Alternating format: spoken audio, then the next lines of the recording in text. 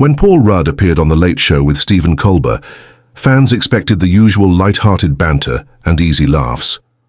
Rudd, beloved for his wit and laid-back charm, has rarely, if ever, been part of controversy. But something about this particular appearance felt off from the beginning. Colbert introduced Rudd with a glowing list of his accomplishments, but as the actor walked out, sharp-eyed viewers noticed a tightness in his expression.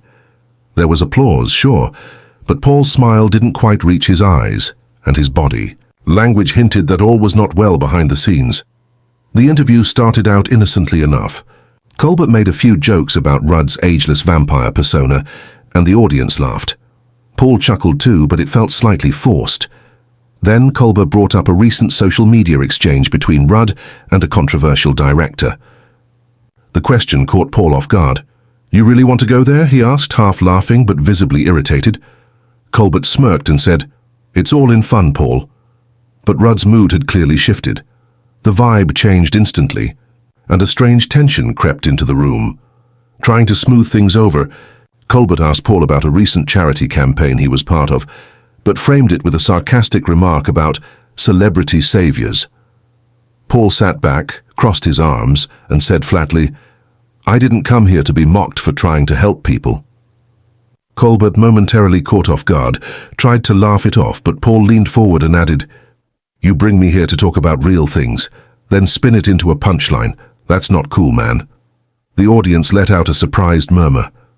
Colbert, perhaps feeling defensive, replied, "Hey, this is a comedy show. If you can't handle a joke, maybe you're in the wrong chair." That was the moment everything flipped. Paul's expression hardened.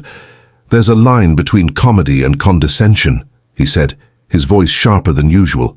"And tonight, you've crossed it more than once." The tension was now undeniable. The crowd was stunned silent. Producers off stage started pacing. Paul clearly wasn't going to just smile and play along anymore. Colbert, now visibly uncomfortable, tried to regain control. "All right, let's move on.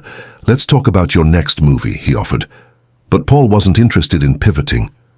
"You invited me here under the pretense of a genuine conversation," he said. "Instead, it feels like I've been set up to be the punchline of your jokes." Colbert shifted in his seat, clearly unsure how to proceed. "Paul, come on," he said. "This isn't personal." But the damage was already done, and Rudd's patience had worn thin. "You know what's personal," Rudd shot back. "Being publicly ridiculed for doing something I actually care about. If you don't take my work seriously, why invite me on in the first place?" That's when the atmosphere in the room hit full tilt. The audience didn't know whether to clap, gasp, or stay silent. Colbert raised his hands and said, "Okay, let's cool down. We're live, and this is getting a bit too real." But the remark only fueled Paul's fire further.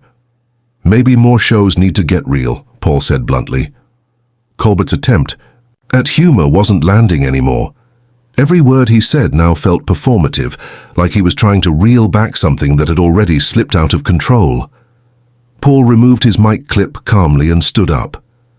"I don't need this," he said. "You invited me to talk, not to be ambushed." Colbert tried to stand as well, but Paul was already turning to walk off stage. The audience sat in stunned silence. Some clapped out of confusion. The camera cut abruptly to a wide shot. That moment, captured live, spread like wildfire. Within minutes, social media exploded with clips of Paul walking off. Trending hashtags like Josh Rudd walks out and Colbert Confrontation flooded timelines. Fans were split. Some blamed Rudd for being too sensitive, while others applauded him for standing his ground. Several well-known figures in entertainment chimed in. "Paul Rudd has always been one of the real ones," one actor tweeted. "Good on him for knowing his worth." In the hours that followed, Colbert's production team scrambled to do damage control. Official clips from the interview were mysteriously edited, cutting out key moments of tension, but the internet had already seen the raw footage. Major outlets like Variety, Deadline, and The Hollywood Reporter published detailed breakdowns of the confrontation. Headlines read, "Paul Rudd shocks fans with on-air walkout and Colbert crosses the line." The incident had become a full-blown media storm. Colbert addressed the controversy in the next episode's monologue, saying, "Sometimes things get a little more heated than expected. I've always admired Paul, and I hope we can chat again under better circumstances." But many saw the comment as hollow. Paul, for his part, remained quiet. No tweets, no interviews, just silence. And in that silence, people read volumes. Fans interpreted it as dignified restraint. Others wondered if the fallout was deeper than anyone realized. As days passed, more details emerged. Sources close. Paul revealed that he had specifically asked Colbert's team to avoid certain topics during the interview, including the social media feud that sparked the initial tension. When Colbert brought it up anyway, Paul felt blindsided. He felt betrayed, one insider said. Paul's always been easygoing, but this crossed a personal boundary. That revelation changed the narrative quickly. Sympathy tilted further in Paul's favor. Public opinion shifted dramatically. People began revisiting other Colbert interviews, wondering if similar moments had been played for laughs at guests' expense.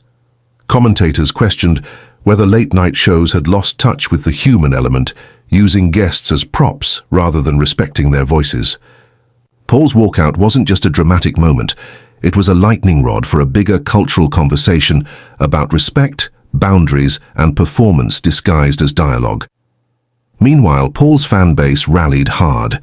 Tributes poured in online, video, montages, messages of support, and even calls for him to host his own talk show. Paul Rudd doesn't need late-night TV, one viral post declared. Late-night TV needs Paul Rudd. Memes emerged, turning his confrontation into a symbol of quiet strength. For once, the internet wasn't eating someone alive, it was lifting them up. Paul's refusal to retaliate only deepened the admiration.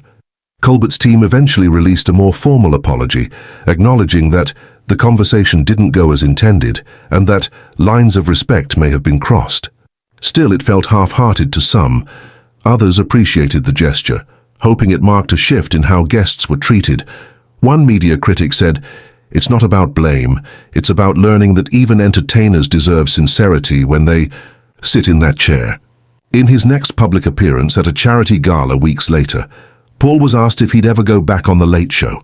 He laughed, shrugged, and said, "I think I'll stick to podcasts for a while." The room burst into laughter and applause. It was a gentle answer, but one that made his stance clear. He wasn't bitter, just done with the games. That's what people admired most. He didn't burn bridges. He just stopped walking across them. Industry insiders noted that the incident actually raised Paul's profile.